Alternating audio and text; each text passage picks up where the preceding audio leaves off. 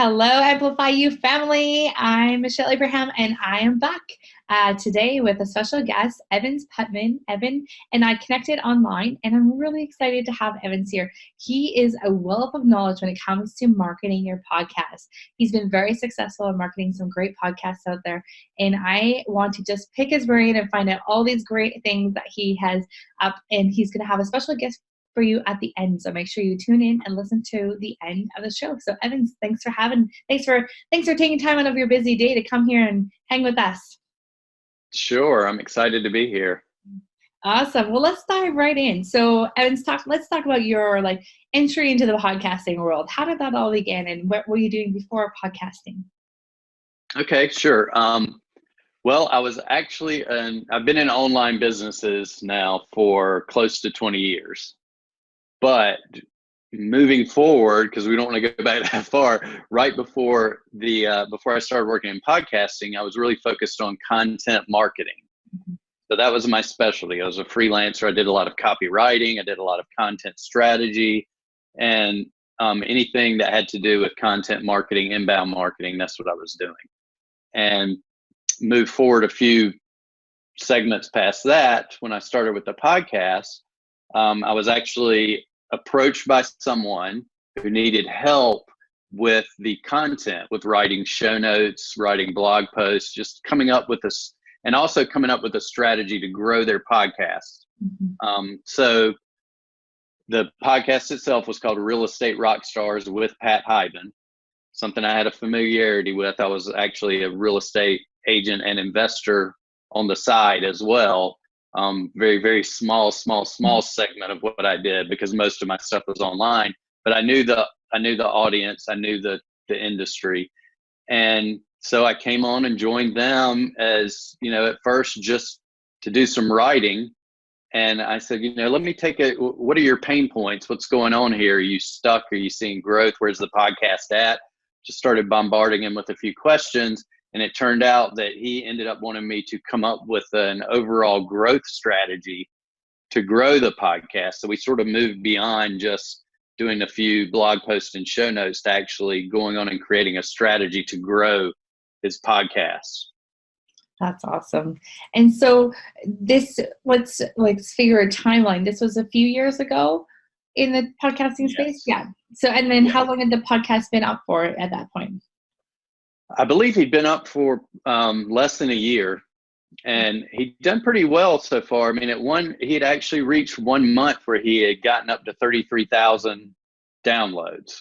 That's great. But the majority of the time, that was the high point. The majority of the time, he fluctuated anywhere from 8,000 a month to 12,000, and maybe up to 16. And so it sort of fluctuated in that little range between like 8 and 12,000 a month. And that's when I came along, and he was just getting frustrated. He was like, I'm putting my heart and soul in this. I'm getting great content. And he did. He had great guests, and the podcasts were full of value. And it wasn't fluff. He actually had a saying. He's like, okay, if the guest sort of veered off a little bit, he'd be like, let's get to some meat and potatoes here. Share some gold nuggets. And so he'd get right back into the value. So it was a great podcast, great content. He was just frustrated because he just had hit, a brick wall and wasn't going anywhere else. And I think that's a common thing that we are hearing amongst other podcasters, that, you get that first initial momentum going, organic growth. That's great. Our content marketing is going well, repurposing everything, getting out there on social platforms, we're growing those. And then what? It's kind of like that, okay, we've done all that and we're doing all that. So what else can we do to grow? So what was your next steps with him? Well, it was funny because this was the first time I'd worked with a podcast. So I came at it from a content marketing sort of viewpoint. That was what I was looking at through my glasses, even though I didn't wear glasses back then like I do now. And I just started looking at it and thinking, okay, if this was a website that I wanted to get, more people to view it, what would I do? So I just took that content marketing approach, and we got very proactive. So we put together a three-pronged plan. And the first step was just to go out and figure out where his ideal listeners were. where are these? This was a podcast geared towards real estate agents. So where online are real estate agents hanging out? We didn't want them to just have to find us. I mean, you said it perfectly when you said that initial, organic bump, because people come and they find you on, he'd moved up the ranks in iTunes. He had done everything he needed to do initially, but once that sort of wave ended, people weren't finding him anymore. And he didn't want to count on people finding him. He wanted to take his podcast and sort of stick it right in front of their face and say, here I am, listen. Yeah, that's a good little nugget right there. I want to repeat what you just said, because that's a perfect little nugget right there. Instead of letting people come and find you, we really need to put our podcast in front of their faces. So thank you for saying that. I just wanted to reiterate that little thought right there, because it was, I think that's really important, because we need to change the way we're thinking. Instead, how come they're not finding us? Well, it's because we're not being proactive and going out there and putting our show in front of their faces. Yes, and proactive is the key word. You need to be proactive. You need to be very clear on who your ideal listener is. You just don't, you never know. If people are just finding you, they could be anybody. And having a show with, say, 20,000, 30,000 listeners is really not that impressive if only 500 of those people are actual listeners who may be customers. And that was what we were looking at too down the road, is we wanted to monetize the podcast. So we wanted to find what I like to call listener-customers. So these were our ideal people. Where do they hang out? We wanted real estate agents who were career driven, who were educational driven, who liked to learn and liked to grow their business, because those were the type of guests he brought on that taught those kind of things. Okay. And farther down the road, we had ideas about creating courses to also teach. So being proactive, figuring out exactly where your ideal audience is, but don't go crazy. We picked out 4 spots, 4 main areas, and we went there. And what we did was we would take a podcast, we would write, instead of just the show notes, we would take like some snippets out, a good title that had a good curiosity hook to it that pulled people in, then maybe 2 or 3 sentences, and then we embedded the podcast in the actual content. So there wasn't a link that said click here to go listen to the podcast that would take them away. They just listened directly on that page. For example, was that on a website then? Yes, and I'll give one of the 2 places that are general. 2 of them we use Inman.com, which is real estate related, and Active Rain. All agents are on those two places. But we also use LinkedIn. We wrote articles on LinkedIn because that was really good for our avatar, our ideal listener, and also Medium.com. So, and that's a great blog just to go create free content. You can create a blog, but the thing that's nice about Medium is people put in their interests. So if you have a podcast, you tell them what your podcast is about, what your content's going to be about on Medium, and Medium will actually go out and find the people for you and start putting your content in front of them. That's awesome. And can anyone have a Medium account? Is that free? Yeah. Yes. Okay.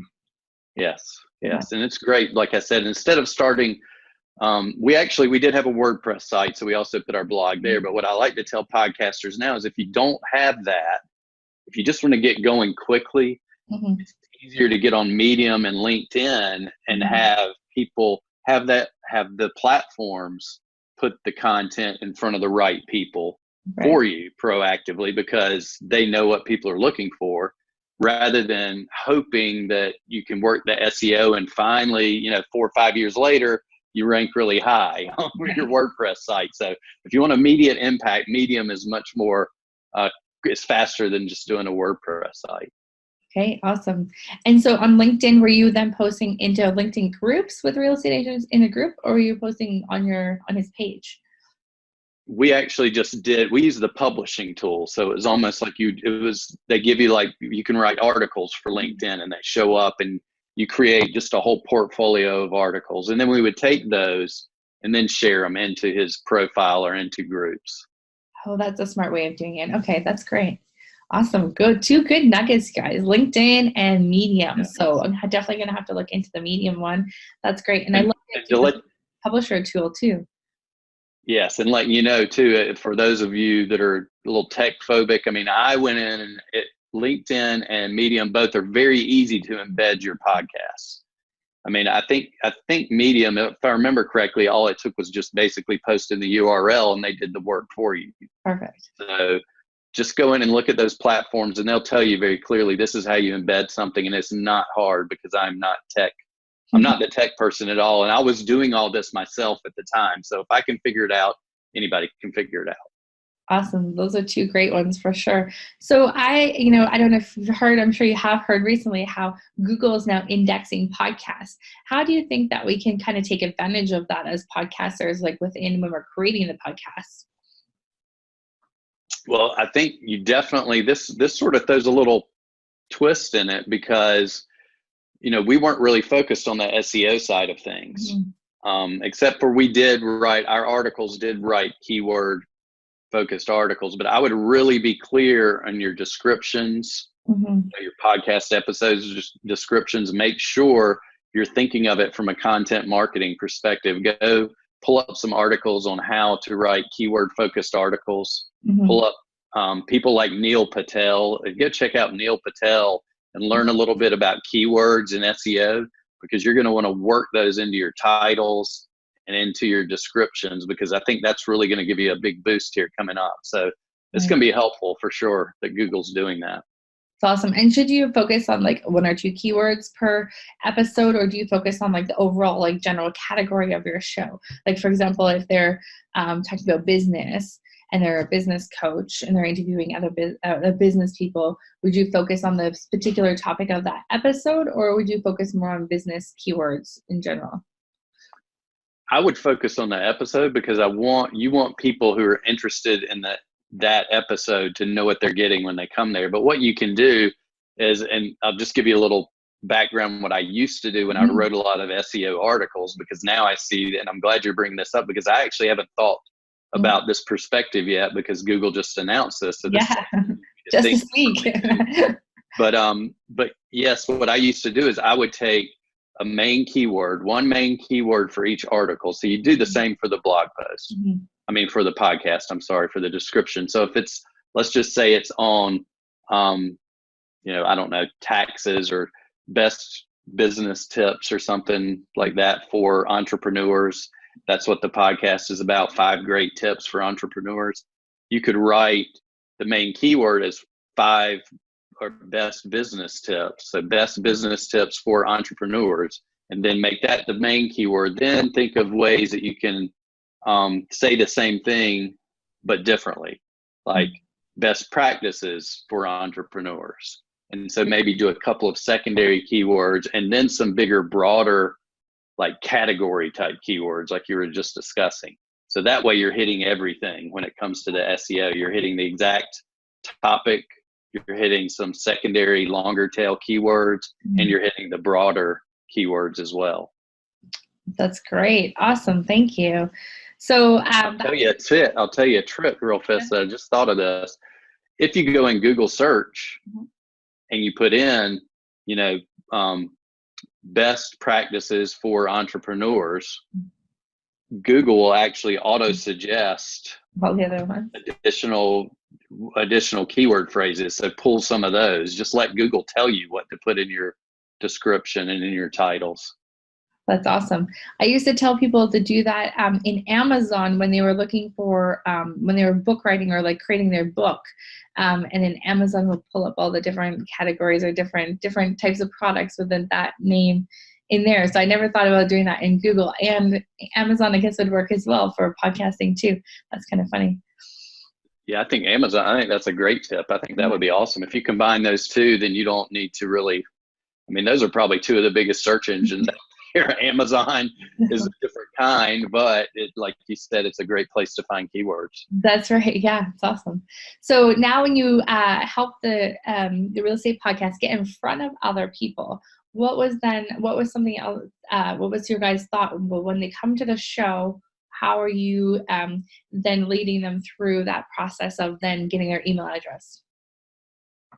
What we did not, well, to get the email addresses, what we did was we actually came up with a way to over deliver on the back end. We didn't just give away a free PDF. We didn't just give away, come get this, watch this free video. We actually put together a members area. Mm. Within that members area, we had multiple items. So we had, I think at one point, up to like 200 and something items. And these were things that we actually got from our guests, Mm-hmm. and some that we created ourselves. So it didn't take a lot of work and it wasn't real hard. But what was nice about it was that was something that people just went crazy over. Mm. They loved it. We would run into, we were at an event once and we ran into some people that listened to the podcast, and they recognized Pat, the host, and they came up to me and they were talking, and they would tell us like how much they loved that free members area, that they were just crazy about it because there was so much in it. And by doing that, when it came time to sell them something later, Mm-hmm. we were already showing them we are over delivering this much on free value. So their expectations were that no matter what the price was of what we were selling them, that the value, the ROI would be sky high. So we never had price objections. Right. But what we did, just to give everybody a tip too, to work it in nice and smooth, we mentioned it at the end. We didn't just constantly interrupt the flow of the podcast. We just mentioned it in the end, and we would say, hey, this is here, go get it. And we also did texting, which is a great tip for your audience. To text the word toolbox to, I think it was 444-999. So if you go text that now, you'll probably get an opt-in. Toolbox, all right. I know I've heard it so much, and I've written so much about it. But yeah, the texting service worked really well because people were already on their phones. So we found that was, once we introduced the texting to get an opt-in, we saw the numbers start to go up a little faster. So I would definitely recommend that. But whatever you do, work it in smoothly, towards the end. You can even mention it. And another tip is we would actually read reviews in the beginning of the podcast and say, hey, here's a review from one of our Toolbox members that said they loved this and this, and this was a great item from one of our guests. So we would always give praise to our guests too as well. And that way, when we introduced it at the beginning with some social proof behind it, people could immediately jump in and grab it too. But we tried to be as least disruptive as possible during the show. Great idea. I love that. Those are 3 humongous nuggets right there too, guys. So listening, again, just to recap that. So that was over deliver on your, don't be cheap. Don't just do a PDF. That's like boring and nobody wants that anymore, really. So do something good and over deliver on it. So something really worthy of their email address and their time and attention. So that's really great. Membership site, like bundle a course, time with you. One of our podcasters, Emily, that's what she said it when she offers time with her. That's like the best thing. Yes. Her audience just goes crazy over that. And then so over delivering on the free opt-in plus the texting thing, which is a great idea. I love the texting thing. And then reading reviews at the beginning of the podcast. So now you're kind of sandwiching the idea of the members area and opting in, what they're going to get. You tell them about it at the beginning, then they're like, oh, what's this toolbox thing? They're thinking about it through the episode, and then you tell them how to get it at the end. I think that's brilliant. Yes, and it worked really well. And one other tip, I just learned this yesterday, but I thought this was awesome because it was a discussion on another podcast about the difference between leads and opt-ins. And opt-ins are a dime a dozen, because if you do just go with something like, oh, here's a free PDF, you're going to get so many people that are just going to, oh yeah, I'm going to get that, I'm going to get it.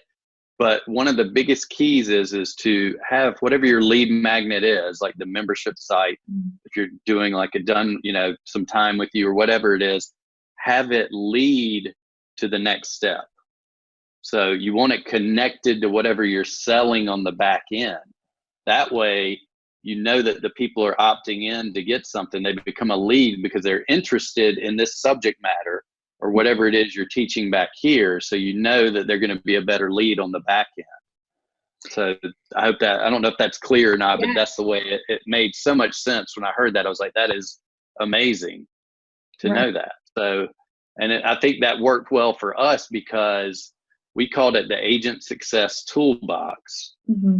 And we didn't do this on purpose, but now that I look back at it, we were bringing in agents who wanted, one, success. They enjoyed learning and they believed in investing in themselves to grow their career. Mm-hmm. So on the back end, we actually sold courses that were sales training for agents. So we were almost bringing them into the toolbox and sort of qualifying them before they ever reached the end. And it was just something that we did just out of sheer luck. But now I look back on it, I was like, oh, that was sort of brilliant in a lucky way.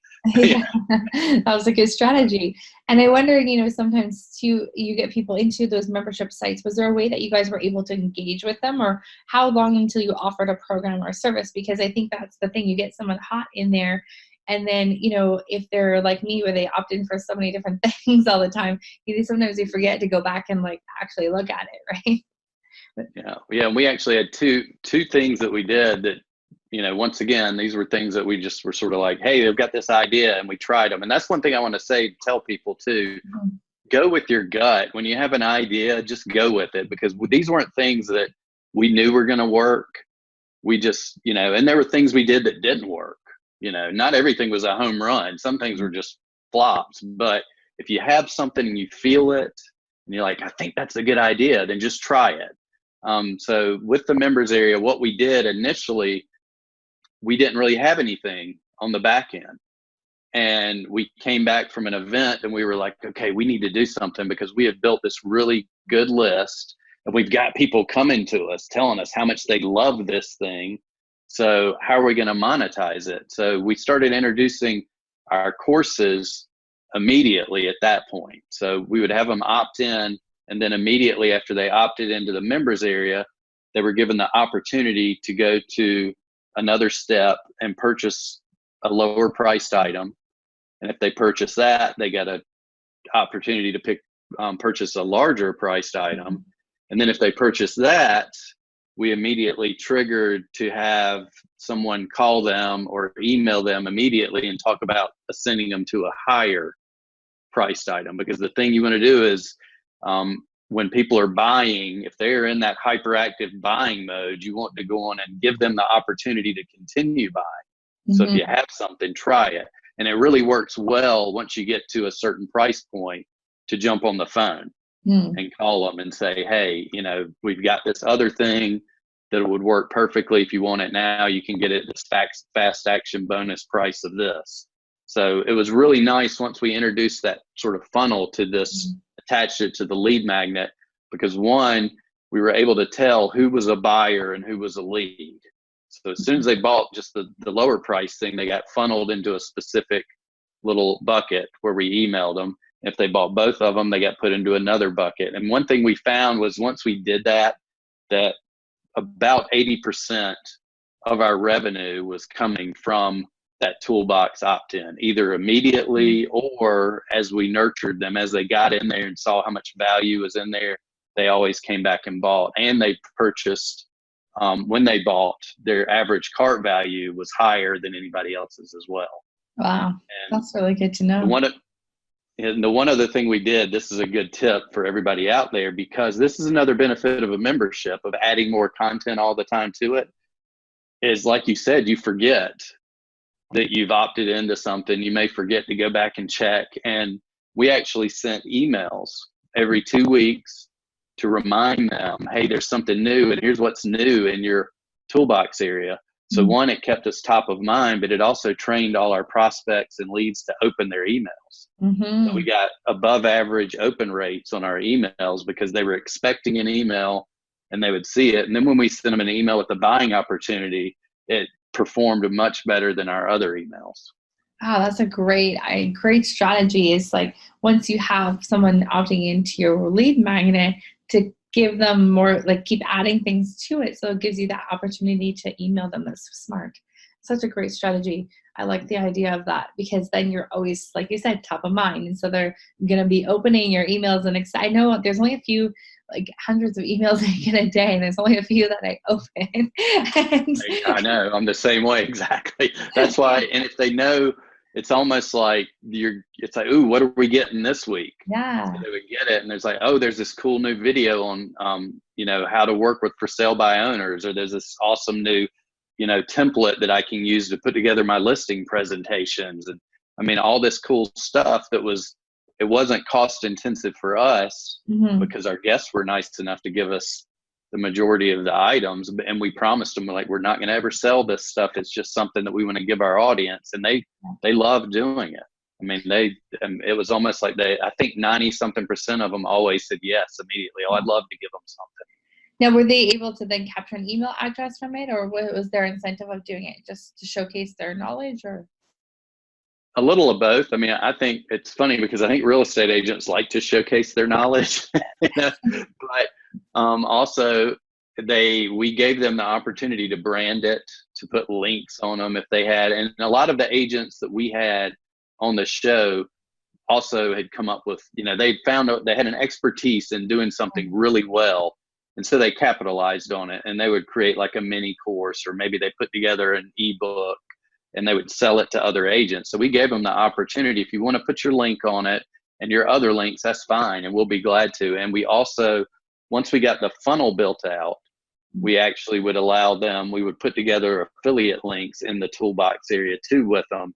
So, and in the show notes and everywhere else in the promotional, because we had our guests promote as well with emails, which is another way we grew. We actually created swipe emails to give to our guests. So all they had to do is plug in their name and then send it out to their list. But we gave them the affiliate opportunities as well once we started getting a little more in tune with what we were doing with the strategy. We did that. So, but honestly, I think they liked it just because, for one reason, we were reaching at this point. After 8 months of being there, we went from that 8,000 to 10,000 downloads a month to averaging 150,000 plus downloads a month. Wow, that is huge. Yes, it was big. I mean, we grew fast, and I think they enjoyed just being on the show because it had such a large audience, and we were able to actually attract people like Robert Kiyosaki and Barbara Corcoran and Grant Cardone. So we had big names, and then we had people that you would recognize on TV, and then we had just Joe Smith from down the road in Tucson, Arizona, that was great at selling REO houses. So it was a really cool mix of people, but I think they just really enjoyed it. I mean, they were really more giving than worried about, am I going to make affiliate commissions from this? I think they just liked helping because they'd reached such a good point in their career. They were contribution focused. That's great. Love those people. Contribution. Yes. That's so awesome. They were great. I mean, I have to say our guests were amazing. We had amazing guests. I can't think of, the whole time I was there, I can't think of anybody that wasn't like just the nicest, most, serve first attitude person that was on our show. So it was awesome. That's great. You guys are obviously attracting great people. So a question I always am curious about this. Were the episodes with the big names, was there really that big of a difference in downloads than like the average Joe from down the street who's really good at doing something? I'm glad you asked that, because this is something I don't know. I don't even know if we discussed this before, but I've discussed this with somebody else. And here's the thing: is that our largest audiences, the biggest downloads, were not from the biggest names. The ones that got the biggest download amounts were people that had amazing stories. So it goes to almost everything you hear in marketing, tell a story, share your story.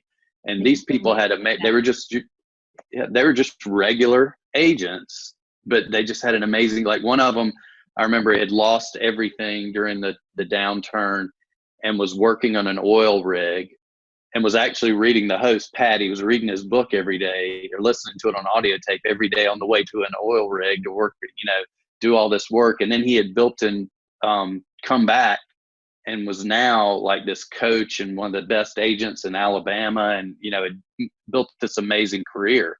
So it was stories like that where people had lost everything, or anything that was story related really did well. Oh, that's so interesting. I always wondered about that with the big names. the big name guests. It's like, because people see them on lots of different podcasts. So it's like, is this the same as another interview with this person? Or, I feel Right. people relate really well to people that are kind of similar, that, are not the out of reach celebrity that they, the average show that has a cool story.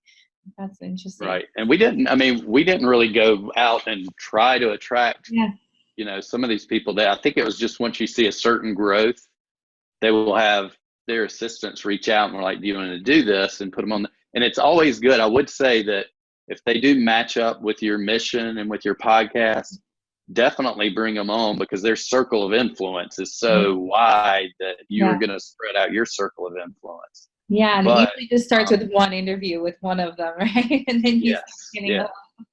yeah. Yes, but it's great. And here's another tip that I heard from somebody else too. I don't remember who this was, but the marketer actually said, if you can get guests on your show who have similar audiences that you're trying to reach, and these people that are on your show say they have a podcast or something like that, that they've already trained their audience to take action, to opt into their list, or to do things, or to buy from them. And so their audience is sort of used to that messaging. Those are the kind of guests you want to bring on, because then you expand your audience to people that are already sort of trained to take action with a podcast. So that was a tip I heard that I was like, I need to remember that one. Yeah, that's a good tip. Yeah, already trained to take action. I like that. That's a really good tip. Oh, awesome. And so many good nuggets. Geez, this is great. I'm going to have to go back and re-listen and take notes myself after this. So now you're starting a new podcast. I hope I'm allowed to say that. And Yes. you're starting right from scratch, which is exciting. Do you want to talk to us about your podcast and what it's all going to be all about? Sure. Actually, I am starting a new podcast that's going to be, I guess I'll go on and just drop the name now, because it'll probably be out and live by the time this goes live, but it's going to be called Infinite Impact Radio. And basically I'm taking anybody, they don't have to be entrepreneurs. I just work with a lot of entrepreneurs and know a lot of entrepreneurs, but anybody who has had sort of a life-changing experience in their life, and then decided that they wanted to make a mission out of that and build a business out of that has a purpose, that serves others, that fulfills that mission. So I've already got some good people lined up. Somebody I'm talking to now actually will be on the show. Looking forward to it. I might tell everybody. Yes, you will be one of my first guests, which is awesome. But I've got about 5 or 6 guests lined up, some really great guests that have great stories. And that's one of my things, is I want it to be very story driven, because I want it to inspire listeners who are listening to think, okay, I can go out and I've always wanted to do this. And it doesn't matter how big or small it is, but I can take it out and make an impact on the world. And that's what the whole sort of thought process is, infinite impact. What you do is going to impact your circle around you, what you provide them. But when you change their lives, they're going to go do something, and they're going to do something. So it creates that infinite ripple effect. That's awesome. And I'm really excited about it. Yeah, and having that as a podcast too, that just amplifies that effect, I think, even quicker, which is very cool. I'm excited for you, and I'm excited to hear the podcast, because I think it's right up our alley with all the shows that we work with too, all based on missions and service, so that people are out there and changing the world, doing amazing things. So many cool people out there right now. And so now this podcast, a few years later than the real estate podcast, what are some things that you're going to do to market your podcast?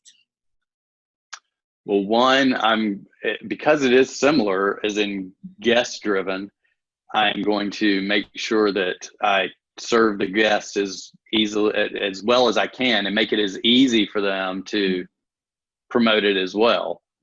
So we'll do that. We'll also do a lot of social media stuff.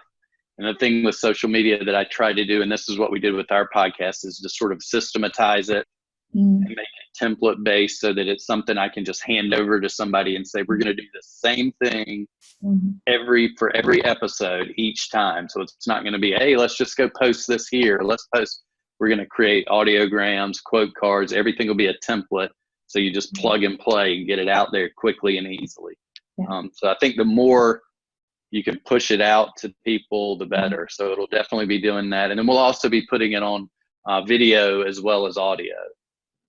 Awesome. That's great. Are there anything? But I'll be following this. I know what worked before, so I'm going to do that same thing. Because if I can have the same kind of success that Pat had, even half of that, I'll be very happy. So, and I know a lot of it came because he served his guests and really put the guests out front. It was about the guests, not about him and his podcast. So that's really where I'm going to come from as well, too. That's awesome. And do you think, because the podcast industry has changed a little bit in the last few years, do you think there's going to be any changes in the way you're doing things?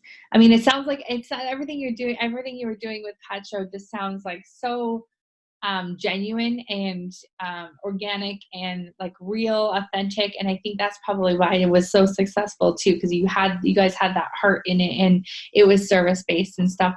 I'm just wondering about the podcasting industry as a whole now is changing a little bit. There's more shows out there. So is that still going to work, do you think, for, going up the ranks and getting a show the momentum and the success that it needs as far as now that there's more shows out there? Yeah, well, I think that's when you have to be more proactive. Like we go back to what we discussed in the beginning. You have to be proactive. You can't just count on like, hey, I'm going to make it to the top 10 or the top 50. You want to go out and find the people. And that's the thing too. If you know your ideal listener, go find them and get it in front of them. So I think that if you still do that, you can still have an edge on everybody else because 90-something% of people are just putting it out there and hoping that they're going to come to them. So if you take the initiative and be proactive, you're going to be ahead of everybody else. So, and I think too, what's going to happen, you're going to see is maybe the big numbers may not be there for everybody. And like I said, I don't think the big numbers matter as much. It matters more that you get the right kind of numbers, the right listeners, especially if you plan on building a tribe and monetizing it on the back end, get the right people, listen and be proactive and get in front of them. And I think you'll be fine. Yeah, I totally believe that too. It's not about the numbers, although the numbers are awesome. We did one strategy that I want to share with our audience too, that just happened to one of our clients this week. She launched a parenting podcast, which was amazing. And one of the strategies we kind of came up with was to do a contest when you launch. And so she put a contest out there of a $500 giveaway of cash. For anyone who went and reviewed her show, took a screenshot of it and then posted on social media underneath her post here to enter the contest. She had 134 entries, and her podcast was ranked number 1 over the weekend in iTunes. So that is great. Really cool. Yeah. We've seen it with other clients do this as well. It just hasn't been as crazy of a number 1 on iTunes as quickly as this, but this was a really short period of time. I think she did it for 4 or 5 days, and it is very niche because it's in the parenting space. And so that was a really cool strategy that just worked just this week. So it's super neat. That's perfect. That's a great example. And I think what's great about that is most people would come at it thinking, okay, I need to spend $500 on Facebook ads. Right. But the way she did it was like, take that $500 and give it to somebody, because then it was all about social proof. People people are going to connect more with those reviews, and especially when they get shared on social media and see that their friend reviewed it or this. And I mean, it's almost like word of mouth in any business. It's going to be much more powerful than just saying, okay, here's $500 to put in Facebook, hey, here's a new podcast, go listen to it. This is what it's about. So I think that's a great strategy. Yeah. So we were super excited. I might have to swipe that for my podcast. There you go. Yeah, exactly. That's a good one. Yeah. So thank you, Robin, for that one. Good job. Yeah. And I'm glad she got that much success. That's awesome. Yeah. And it was proactive approach, We've seen other clients do similar and get over 100 reviews as well. So it's for reviews. I mean, that's so great to get 130 new reviews on a podcast that's got 4 or 5 episodes to date. That's amazing. Because we go out there on podcasts that have been around for a long time. We have a few. So I think that was a really good strategy. We're going to keep that one. I wish I would have known that one, because that was one that we asked for reviews, but we never ran a contest of income, and we struggled to get a lot of reviews. The reviews we got were awesome. Right. But yes, I think that little extra incentive, I wish we would have known that way back when I was doing this a couple of years ago. I don't know how much weight in like the iTunes like ranking system the reviews really have. I probably none really, but it's just nice to see that there's so many reviews out there. Like Yeah. I remember seeing, I think Rachel Hollis's podcast the other day I was looking has over 3,000 reviews. So there's got to be some reason Wow. that she's way up there in the rankings. Yeah. A lot of reviews. Yeah, I'm sure they weigh it somehow in their secretive algorithm. And that's the other thing too, is that we were like, okay, Pat was constantly asking me, like, well, let's find out what Apple looks for, what it's like. Well, they don't tell you, so we can either guess, or we can go and like put some energy behind it and do it or figure it out, sort of pummel everybody over the head to listen to our podcast. Yeah. So there's different ways, different approaches. Definitely. And I think that's a really, really good point. I just want to reiterate is that, Apple does not tell us how to, like what they're looking for. Right. We are, as much as everyone is a good marketer or a bad marketer, it doesn't really matter. We still have the same information is that we don't know. And so we're going into the dark. So I think the strategy that you guys took was brilliant because you went with the heart, the service, the over delivering, the energy into putting your show everywhere. And look how well that performed. And I think just, instead of trying to game the system and trying to game iTunes and try to figure out their algorithms and stuff, just don't waste your energy doing that. Or put it into over delivering and having good value in your show. I think it's way more important. Yes. And that's one thing that I worry a little bit about with Google and their announcement is I think people are going to be thinking the same thing. Like, well, let's just figure out this keyword thing, but remember how hard it is to rank for keywords now. And if you're not in the top 3 to 5, then you might as well not even be out there because people aren't, their attention spans are not going to look past the top 5. Right. And even if you're lucky. You got to have a podcast now because they're going to be ranking higher than websites. Yes. And so I would definitely say be smart about your keywords, but don't forget to still be proactive about going out there and putting it out in front of people too. So make sure you go for the 2-pronged approach, but I would put 70% of my effort or more towards being proactive and then the other in the keyword area. Yeah. And I did read an article that was announcing Google's changes, and they were saying that they're going to have the keyword police out there. So they're going to be knowing if you're gaming it and you're trying to stuff the keywords in there. Like remember when everyone used to stuff the keywords in the title of their show, right? Or put all the people, like big name guests you've interviewed to get higher ranked in the search of iTunes. They're going to be looking out for that and they'll penalize you if you do that. So, yeah. Now is Google, I'll ask you, you may know this, is Google going to focus a little bit more on having their podcast platform a little, building it up a little bit more? Because I know when we were on Google, I don't remember what the actual name was, but we had our podcast. You could get it through Google, but that was one of the lowest audiences we had because I don't think Google put a lot of effort pushing it. But now that they're doing this, I see them building their platform. So here's something to think about. One of the biggest SEO factors is time on page. Like how much time people do they come to your blog and they actually read it, or they read the first 2 lines and bounce away? If they stay on there longer, you get ranked higher. So to me, that tells me that maybe Google, if you put value in your podcast content, Google will find a way to know how long people are listening to podcasts. When it's, especially if it's on their platforms, they'll be able to track that. Okay, people listen to 90% of this podcast and only 5% of this podcast. So this one's going to get ranked higher. So I would say make sure that you're really focusing on value in your content as well moving forward, which hopefully everybody's doing anyway, but really make sure that people have a reason to listen. Yeah, that's a good point. And maybe even a hook at the beginning too, to keep them listening or to keep them in there, right? And I love that. Maybe the reviews thing is a great idea at the beginning too. Gives them interested and engaged right away. I don't know about, I know Google is now taking people and helping them start their podcast, like 40 people. They've got a few classes of those have gone through now. But, as a non-Apple, or so as a complete Apple user between cell phone and computer and everything, I have a really hard time finding Google podcasts or finding anything on Google Play. So I don't know. I'm at a loss with Google Podcasts. I hope they make some changes, make it more user friendly for non-Android users, because I find them really tricky to use. Yeah. That's what I'm thinking, is that if they're putting this kind of effort behind it and announcing all this, then they've probably got other things in mind as well. I wouldn't put it past them at all.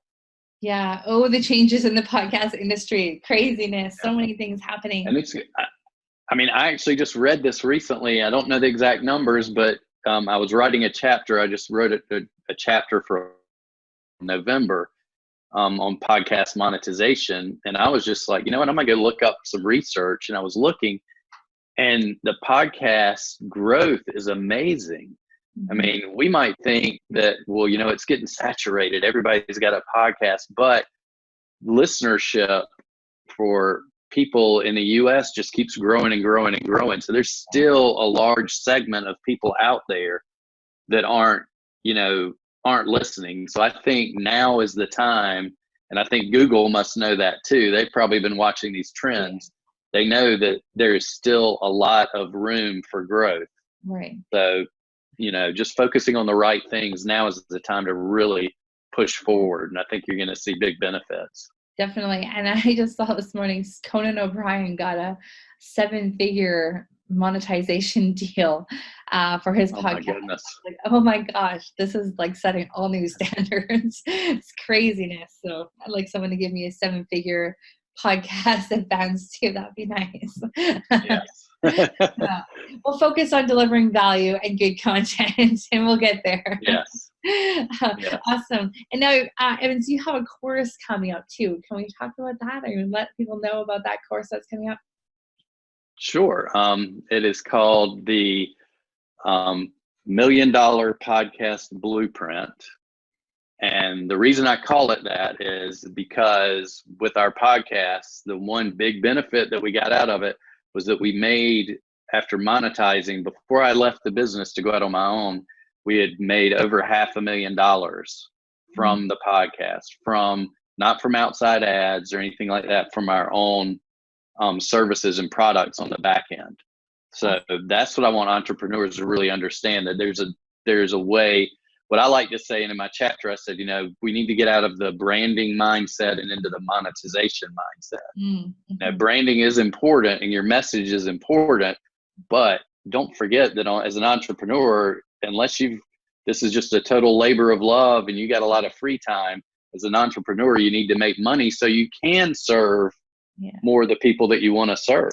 So that's what it's about. It's about growing. It takes everybody through the growth stage, and it basically walks you through the exact roadmap that we did with our podcast. So you go through the momentum stage, which is what took us to that 150,000 plus downloads a month. And then you go through, I explain the marketing section on how to capture leads, how to cultivate leads into customers. And then finally, the monetization section, which tells you how to use a specific kind of funnel to quickly identify your best buyers, and then to ascend those buyers to your higher offers. And then I've got a ton of bonuses in there as well, from everything from storytelling, which I found was very important, as we discussed earlier, to storytelling, to how to build great content from scratch, to how to get your dream 100 guests. So how to reach out and attract the right guests for your show. So it's got a lot of cool stuff in it. So I'm excited. I'm releasing it here pretty soon. So, and one thing I'm giving everybody too, that for your listeners, if they want to, in the show notes and the show notes below, or wherever you keep your show notes, we'll have a link there to it. And they'll actually, just by going there, they can get a free case study video showing how we grew to 150,000 plus listeners in only 8 months per month. And the thing that I did with this case study video is it's not just the strategy, it's actually got the tactics in it too. So if you're a listener and you go download that, you'll be able to watch it and say, okay, here's boom, boom, boom, 3 things I can take right now and follow this same direction and start growing my podcast listenership really quickly. So I wanted to over deliver a little bit, not just throw out a bunch of numbers. I wanted to just say, hey, take this, use it, start growing your podcast, because that's the foundation of everything you're going to do past there. Wow, that's so great. Well, guys, make sure you look out for the links down below. For that case study is worth its weight in gold. Oh my goodness, like just listening to that, that's going to help you so much getting over that initial spike in your once you've launched that initial wave of organic growth. Now we got to focus on the specific and strategic growth and monetizing it. So Evans, thank you so much for being here today. You've given us so many great nuggets. Like I said, I'm going to rewind back and take notes myself. Got some great things to implement here. So thank you for coming on the show, and I hope to bring you back again sometime. And I'm looking forward to taking your course. Yes, definitely. Thank you for having me, and I appreciate everybody. I'm glad I could offer some value and serve everybody on your podcast. Awesome. Thank you so much. Enjoy your day. All right. Thank you. Bye-bye.